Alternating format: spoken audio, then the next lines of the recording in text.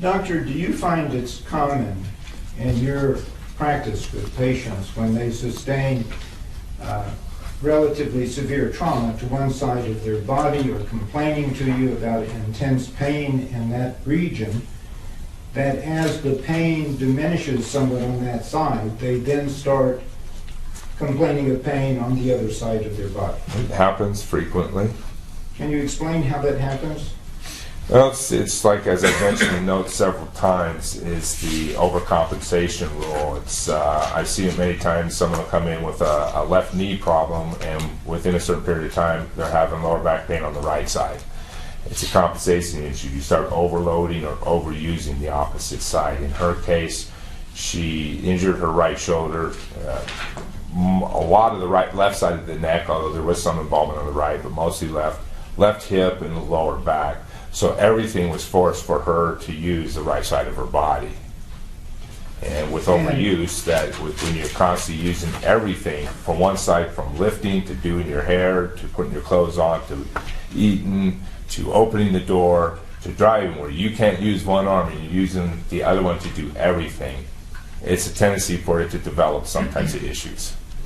When you have severe pain on one side of your body, that would not prevent you from also having a partial rotator cuff on the other side that went unnoticed because of the severe pain in the left, would it?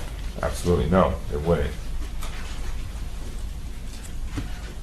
Let's go to your Exhibit 185.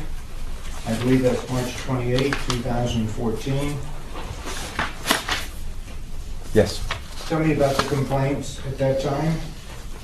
She was improving. She had a second series of lumbar injections. She said that it helped. There was some soreness afterwards. She rates the pain at its worst of 4 out of 10, so she was still having mild to moderate pain. Her neck continues to improve, and her pain level was a 2 out of 10.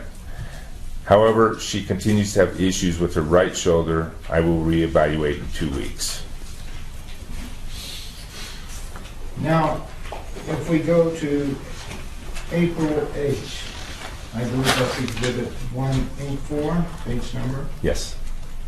Tell me about that visit, please.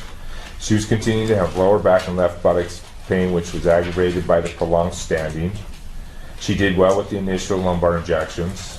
She did have a follow-up with Dr. Prater on 4/7/14, and then scheduled a second set of lumbar injections. The neck and left shoulder continued to improve. She continues to have pain and limited mobility with pain involving the right shoulder. Throughout 2014, on each time when she came in to see you, was she complaining of neck and back pain Yes. and left-sided pain? Yes. Okay.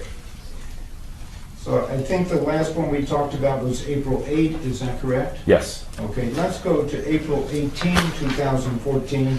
That's Exhibit 183.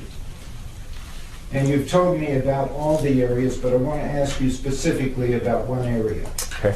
On that visit, did she continue to have right shoulder pain?